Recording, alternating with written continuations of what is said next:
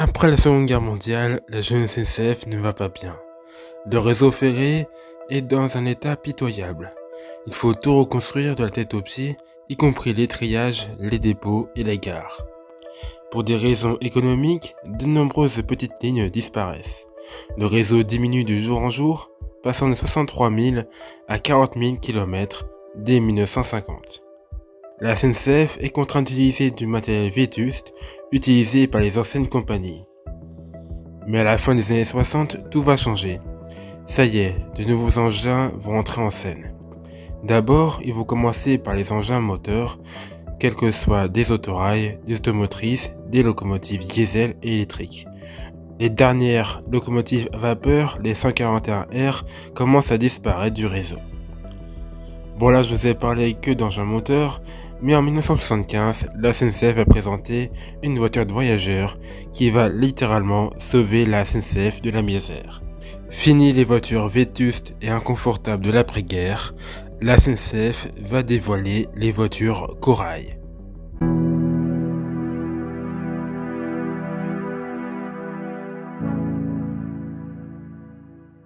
Trois types de voitures corail ont été construits sur les 3850 exemplaires construits au total. Les VU, les VTU et les VSE. Des rideaux aux teintes vives, des plafonds surbaissés, la climatisation, l'éclairage indirect et individuel, une petite tablette devant chaque voyageur, autant d'éléments qui rendront les voyages plus agréables. Lancés il y a 6 mois à grand renfort de publicité, ils ont connu de nombreux incidents. Climatisation arrêtée, panne de courant multiples, plafonds effondrés et vitres éclatées. Le bilan des premiers temps ne semble pas concluant. La sonorisation et les suspensions ont été énormément travaillées. Le design, le confort, la vitesse des trains font un grand bond avec le corail. Leurs noms, issus de confort et rail, font référence à leur confort amélioré et à leur design distinctif, marqué par des portières orange vif, contrastant avec une carrosserie gris clair. Le travail de Roger Talon est exceptionnel. Si vous avez vu cette vidéo sur les trains prototypes, qui est sortie en septembre, vous savez qui c'est à peu près Roger Talon. Roger Talon est un grand designer français qui a également dessiné le premier TGV. Mais ne vous inquiétez pas, une vidéo va bientôt sortir sur l'histoire de ce grand designer. Bref, donc je disais que ces voitures corail sont une révolution pour les réseaux ferrés. 3850 exemplaires seront construits de 1974 à 1984. Comme je le disais un peu plus tôt, 3 versions de voitures corail ont été construites. Bon, on va commencer par les VTU. C'est vraiment la version la plus produite. On le retrouve vraiment partout, même encore aujourd'hui. En seconde classe, on y retrouve un schéma 2+2 pour les sièges, contrairement à la première classe, avec un schéma 2+1 avec des sièges individuels. Certains ont reçu un espace de jeu pour les enfants, d'autres accords avec des portes coulissantes. On la reconnaît d'ailleurs avec ses portes décalées vers l'intérieur. Des voitures bar ont également existé. Au départ, l'idée de Roger Talon était d'insérer un bar tous les 3 ou 4 voitures dans les rames corail. Mais bon, ils se sont dit qu'une voiture bar, ça suffit pour une rame entière. À l'intérieur, on trouvait dans ces voitures des espaces dédiés à la restauration et à la vente de journaux. Ensuite, on a les VU, les fameuses voitures à compartiment et à couloir latéral. De nombreuses voitures ont été construites sous cette forme, notamment pour les liaisons en train de nuit, qui était alors en plein essor dans cette année-là, avant qu'il se fasse buter par le TGV. Et enfin, les VSE, autrement dit, voitures standards européennes. Alors oui, cela ressemble à une voiture corail, mais c'est pas exactement pareil. Eux, contrairement aux autres, vont réaliser des liaisons internationales, comme leur nom l'indique. C'est en 1977 que les premières voitures VSE vont entrer en scène. La couleur choisie est ce orange un peu flashy. En soi, c'est une idée intéressante puisqu'elle permet de les reconnaître facilement. Mais voilà, toutes les illustrations ne sont pas du même avis. La Suisse, l'Italie, la Belgique et l'Autriche optent pour cette livrée européenne. L'Allemagne, quant à elle, reste fidèle au rouge crème. et la France penche des deux côtés. Au total, 500 voitures seront construites et chaque pays recevra 100 voitures. D'ailleurs, la même année, à titre d'essai, entre 1984 et 1985, 20 voitures corail sont dotées de 12 compartiments offrant 8 places dites semi-allongées. Des sièges un peu particuliers qui peuvent être soit en position allongée ou en position assise. Mais bon, ils se sont vite rendus compte que le confort n'était pas optimal et du coup ils ont vite retiré ces sièges. Savez-vous aussi qu'une petite partie des voitures VU utilisées dans les trains de nuit étaient rattachées aussi aux trains de pèlerins, comme encore aujourd'hui, et quelques rares unités ont servi d'ambulance également. En 1986, la SNCF crée la marque TER, Train Express Régional, et les trains omnibus deviennent officiellement tous des TER. Cette fois-ci, c'est plus la SNCF qui gère ce type de train, c'est la région. Cette marque permet de promouvoir une image plus moderne pour les trains régionaux, pour les voyageurs, et souligne l'implication des régions dans l'amélioration des services rendus aux usagers. La marque TER est personnalisable au nom de la région. Les livrets régionaux ne vont pas arriver tout de suite. Pour l'instant, de simples autocollants ornent ces voitures corail. Par la suite, les premières rames corail réversibles arrivent sur le réseau au début des années 2000. Les B6DUX sont la première génération de ce type de voiture. Fini les manœuvres et la perte de temps dans les gares. En 1980, la région Alsace met en service le métro Alsace. Vous avez deviné, je parle bien sûr du TER 200. Pour cela, ils vont changer la ligne en supprimant le passage de niveau et en installant par exemple le KVB. L'inauguration de ce service a eu lieu le 26 septembre 1991. L'offre est encore améliorée par la mise en œuvre d'un cadencement à heure fixe à partir du 1er septembre 1998. Les trains sont remplacés par des voitures corail fraîchement rénovées et la région Alsace fut la toute première à transformer des corails pour une utilisation TER. Voici Interloire, reliant Nantes et Orléans pour les régions Centre et Pays de la Loire. La traction est assurée à 200 km/h par les BB 22351 à 22360, puis avec des BB 26000. Cette livrée que vous voyez juste ici a été également repris par la région Rhône-Alpes. À un moment, la SNCF a décidé de rénover ses voitures corail. Avant ça, ils avaient mis en place sur quelques voitures 2 livrées prototypes. Mais ces livrées ne convainquent pas la SNCF. Ce sera finalement celle-ci qui sera appliquée. Modernisée entre 1995 et 1998, 710 voitures, dont 510 VTU et 200 VU, reçoivent à l'occasion un passage en révision générale et la nouvelle livrée, gris métallisé et gris foncé, avec de fins liserés blancs, assortis à celles expérimentées sur certaines locomotives à l'époque, comme par exemple la livrée multiservice et Corail Plus. La partie supérieure des portes est peinte en rouge en première classe, vert en seconde, gris foncé pour le service côté fourgon et jaune pour la partie barre. En 1997, suite à la création de la marque TER, des voitures corail ont reçu la livrée neutre TER. Avec bien sûr l'immense logo TER sur toute la voiture, du sol au plafond. Revenons dans la région Centre. C'est en 2001 que les premières voitures corail Aqualis vont circuler. Ils étaient destinés à réaliser des liaisons entre Paris, Orléans et Tours. La faible utilisation des voitures VSE depuis le début des années 90 s'est brusquement aggravée lors de la mise en service du TGV Est en 2007. À la faveur d'une révision générale, elles changent de couleur et prennent la couleur nationale. J'ai fait très court, mais en gros c'est ça. Maintenant vous savez pourquoi on a des voitures corail qui circulent dans nos pays voisins. Une majorité de ces voitures a été ferraillée et une autre partie a été revendue à des réseaux ferroviaires étrangers comme le Monténégro ou le Maroc. Parlons maintenant de la plus belle livrée qui a existé sur les voitures corail, la livrée croisière. Au début des années 2000, la SNCF décida de constituer 3 rames dites croisières 2 en version de jour et une en version de nuit, avec des voitures corail et USI qui attendaient un avenir meilleur. Ces 3 trains étaient destinés lors de trains spéciaux d'affrètement, souvent utilisés pour des voyages touristiques ou pour des événements. Ces trains étaient également utilisés pour les agences de voyage, en été sur la Côte d'Azur et en hiver dans les Alpes.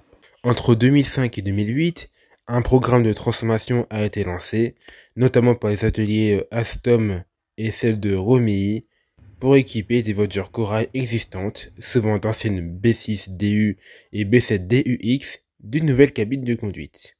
Voici les B5 UXH. C'est très simple, ils vont moderniser les voitures corail et mettre une nouvelle cabine de conduite avec plein de nouvelles technologies à l'intérieur.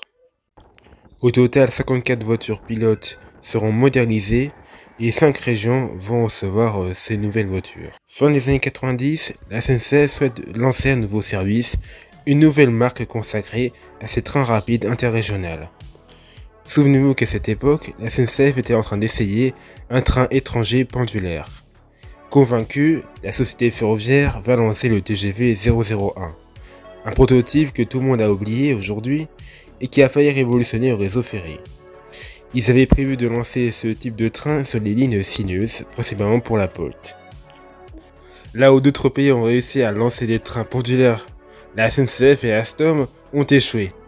Du coup, ils vont préférer mettre en place un train un peu moins chiant à faire rouler et à entretenir. Voici le Théos. Après une présentation d'une rame de démonstration entre 99 et 2000 à Périgueux, en 2003, ils vont exposer 3 voitures corail Théos à l'exposition éphémère du train Capital sur les Champs-Élysées. Plein d'autres trains ont été présentés, certains sont carrément des prototypes que la SNCF va lancer prochainement. La livrée colorée des rames est assez bien accueillie par le grand public. J'aime beaucoup les livrées Théos. Malheureusement, je n'ai pas emprunté des trains Théos. T'imagines que en première classe, tu pouvais avoir des sièges en cuir. Des sièges en cuir. C'est rare pour un train. Électriquement réglable en plus. Avec des prises électriques. On est en 2003. C'est génial. Pour la première classe, on choisit des couleurs chaudes et puis pour la seconde, des couleurs un peu plus froides. À l'intérieur, tout a été refait du sol au plafond. Comme les voitures sont transformées au compte-gouttes, un seul aller-retour est proposé à l'inauguration sur la ligne Paris-Clermont-Ferrand le 1er septembre 2003. Ensuite, petit à petit, les rames arrivent. 3 autres liaisons seront lancées pour les trains Théos. En mars 2004, c'est la ligne Paris-Nancy-Strasbourg qui est inaugurée. Spoiler, ça n'a pas duré très longtemps avec la mise en service de la LGV Est. Du coup, les Théos n'ont roulé que 3 ans sur cette ligne. En novembre 2004, c'est la ligne Polt qui recevra ces voitures Théos. Et puis enfin, en 2005, sur la ligne Grand Sud, reliant Bordeaux et Nice. À partir de 2003, une modernisation a donc été lancée avec une nouvelle livrée extérieure bleu et jaune inspirée par les corails Théos. C'est la naissance des corails Lunéa, remplaçant les vieilles corails dédiés aux trains de nuit. Une seconde version de train de nuit Lunéa a été mise en service un peu plus tard, sans ses portes jaunes. En 2006, Intercité est lancé. Et oui, ça y est, encore une nouvelle marque de train interrégional.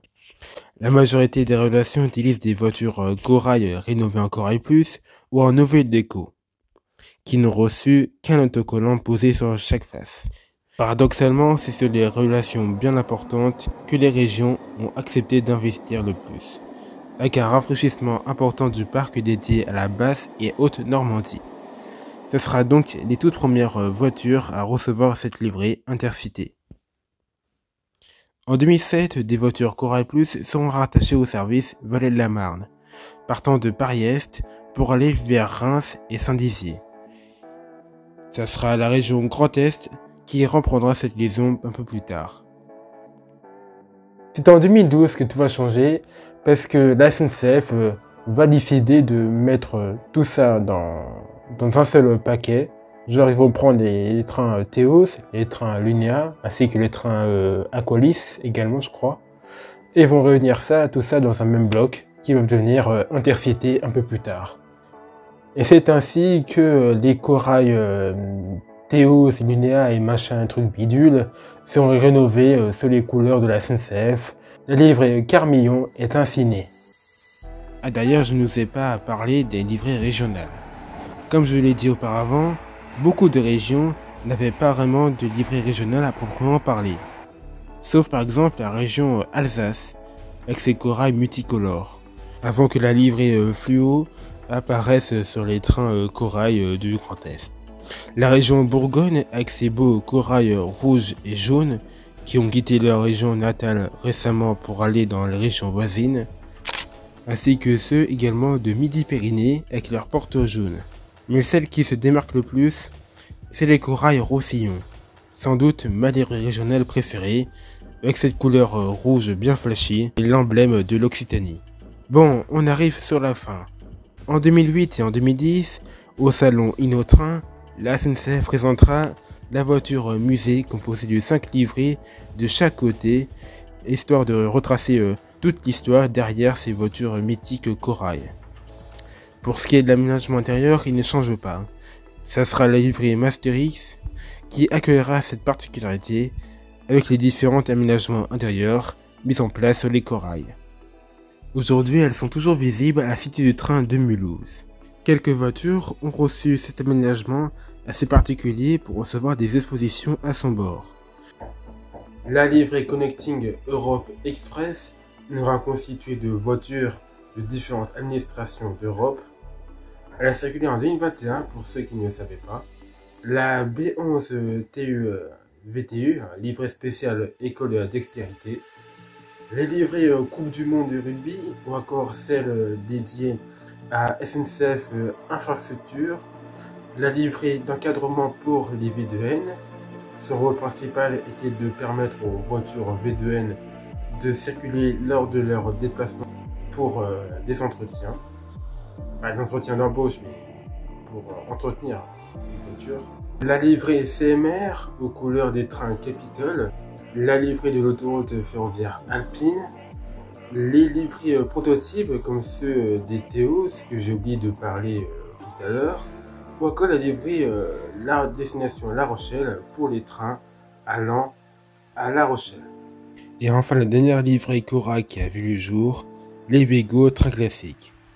Sur la livrée la plus girly et la plus moche qui a existé. Bon, j'exagère un peu. Contrairement au TGV Ouigo doté de bleu clair et de portes roses, les corails Ouigo reçoivent des portes bleues et une carrosserie rose, bien flashy. Mise en service en 2022, il s'agit de voitures corail modernisées venant des cimetières de train. 3 lignes sont lancées, Paris-Nantes et Paris-Lyon. C'est très vite un succès.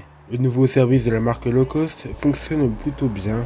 Par contre, vu qu'il s'agit de vieilles locomotives et de vieilles voitures, il se peut qu'il peut avoir quelques problèmes. Mais bon. Cependant, la liaison Paris-Lyon sera supprimée à cause principalement d'un manque de rentabilité en raison de la forte concurrence sur cette liaison comme Trenitalia ou encore les autocars. Avec l'arrivée massive des automotrices plus modernes, plus confortables, les corails sont progressivement envoyés vers les cimetières. En plus, de nombreuses voitures ont eu de l'amiante, ce qui pousse les régions à s'en séparer. En 50 ans d'existence, les corails ont bouleversé le réseau ferré grâce aux bougies Y32 et à leur siège offrant une expérience de voyage que l'on trouvait nulle part ailleurs. Merci d'avoir regardé cette vidéo sur la grande histoire des livrées corail. Dites-moi en commentaire si vous avez des infos supplémentaires ou s'il y a des erreurs dans la vidéo. Abonnez-vous et on se dit à la prochaine pour une autre vidéo. Salut!